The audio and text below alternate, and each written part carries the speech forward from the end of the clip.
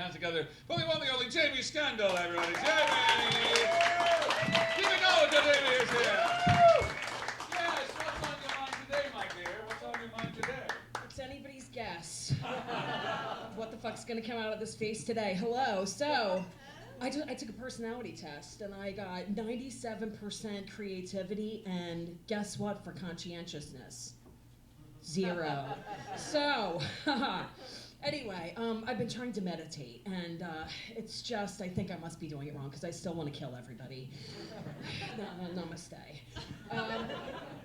But I'm obsessed with like shows about murder and, forensic files. Now I'm getting ready to dive into Mindhunter, and they always teach me that, serial killers or murderers start out abusing and torturing animals and enjoying it when they're growing up.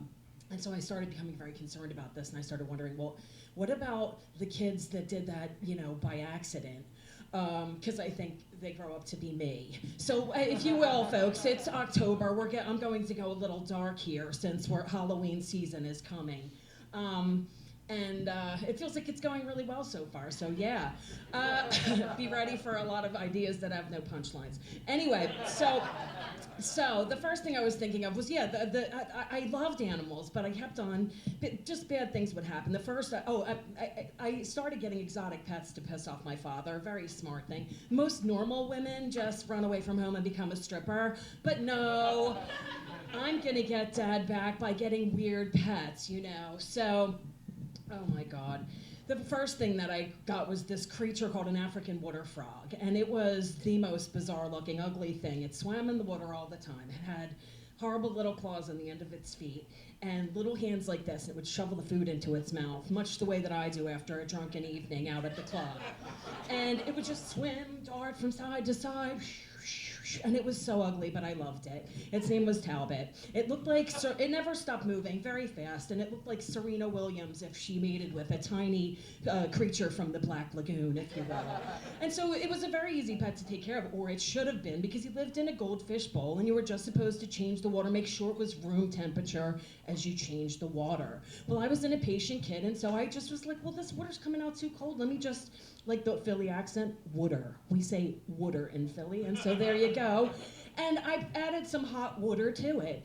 And, well, I made a huge mistake because instead of this happy-looking frog, all of a sudden, what floats up like Ophelia from some bad aquatic version of Hamlet?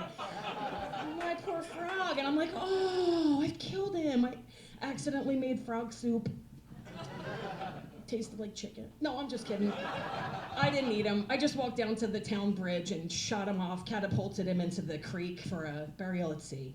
Anyway, so I was like, well, no more frogs for me. That's horrible. What can I get next? And me and my cousin loved the Doors. So, of course, Jim Morrison is the Lizard King. Well, instead of getting some chameleon or some happy little cute thing, we decide that we're going to get a Savannah monitor.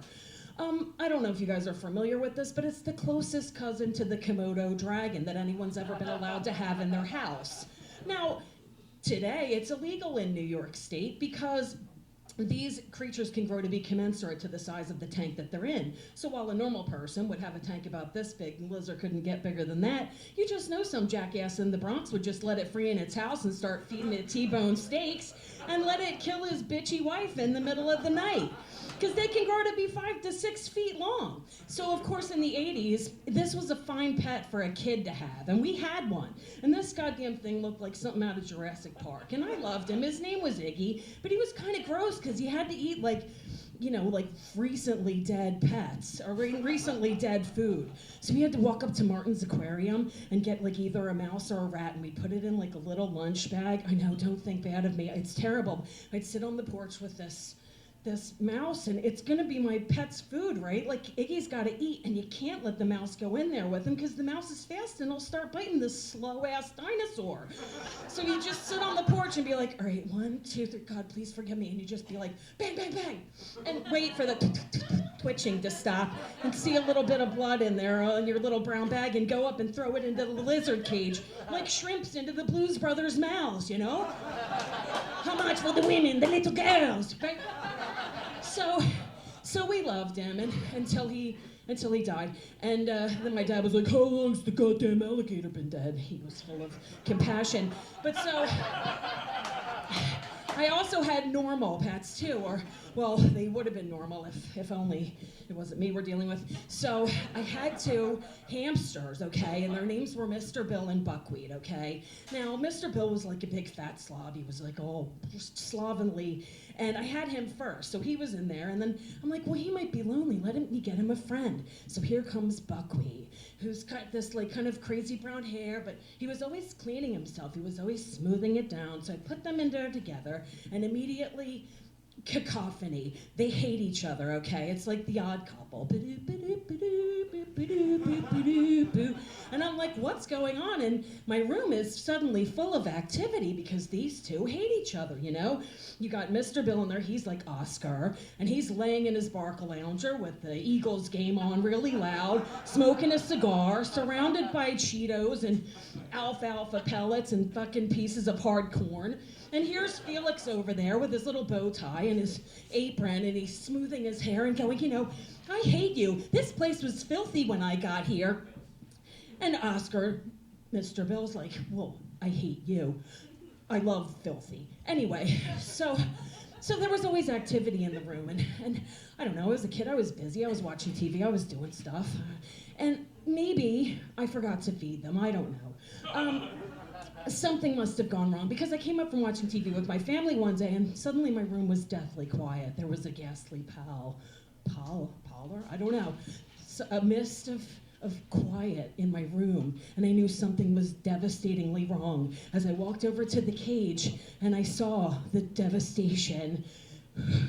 Mr. Bill, Buckwheat, who had always been the clean and kempt one, the perfect, pristine creature, was in the corner like blood or something, and his little teeth sticking out. His hair was all fucked up, and he was like, and over here was Mr. Bill, or what used to be Mr. Bill. His body, the remains, looking like the astronaut suit that George Clooney wore in Gravity, but as if somebody just forgot to put the helmet on. It was just this whole escaping cavity of red, and I was like, where's his head? He was like the Ichabod Crane of hamsters. And then I look over at Buckwheat and I'm like, oh, he did it. He's gone cannibal. What am I gonna do? My dad's gonna kick me out of the house. So, thinking quickly on my feet, I run down the basement, get a baseball mitt because I don't want to touch this thing, and a shoebox. And I reach in and I grab my new cannibalistic hamster and I'm like, dude, I don't know where you're gonna go, but you can't stay here. Into the shoebox, out to the backyard. And I just open the thing and he turns around and stares at me, and there's the moonlight, and there's my newly cannibalistic chupacabra, Buckwheat. I used to love him, but now he's staring at me with the teeth and the red eyes glowing in the night, and he's like, and he runs away. And I thought, you know, I always hated this town. I hope he goes and he scares the shit out of all those kids that used to bully me in school. And then I went upstairs to cry and dispose of the evidence before my old man could see it. That's my time.